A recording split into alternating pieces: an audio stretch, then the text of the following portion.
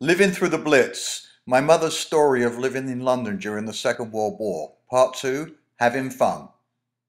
We were not allowed to go swimming, although we went out and did lots of normal things, but because the swimming pools had glass roofs and glass sides, even an explosion a long way away could have been very dangerous. So we used to tell our parents, unfortunately, that we were going to the pictures. And then of course we went swimming. We had to sort of sneak the clothes out. And this particular day it was in Woolwich, and the picture house that we were supposed to be in got hit. But when we came out, there was absolute chaos. There was burning docks the other side of the river.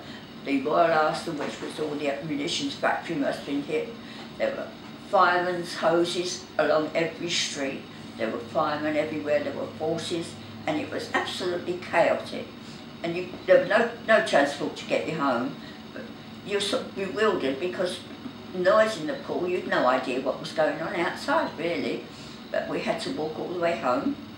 And when we got there, of course, frantic parents had been, where have you been? And they'd been trying to find out if we'd been in the picture house.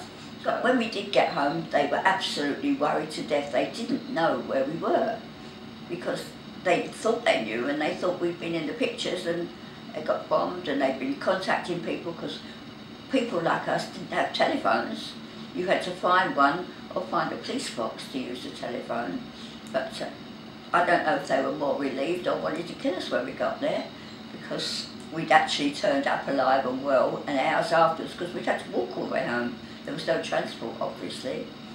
But we were all right, and it was a happy ending, but it must have been a terrifying time for them.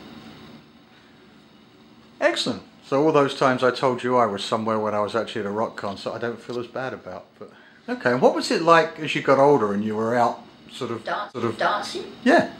Oh, it was fun. It didn't stop us living by any means. When we came back again, we used to go dancing. And I can remember coming home one night and hearing all the shrapnel pinging on the pavement, not from bombs, from our guns. And I could hear them. And you just don't think, you know, if that hit me, that would have been hot and done a bit of damage. You just had to get used to living with it.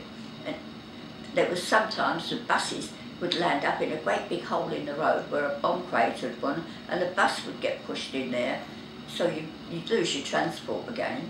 But people had to go on living. Travel was difficult, so you mostly stayed local where you could, and there was a different feeling, sort of lived for today.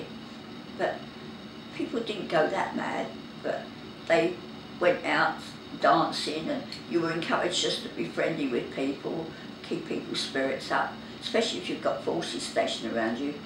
It was a case of just perhaps going to the pictures with them or going to a dance, just to keep them happy when they were going away, what they called embarkation leave, because you never knew if they'd ever come back. But it was a very high tension living.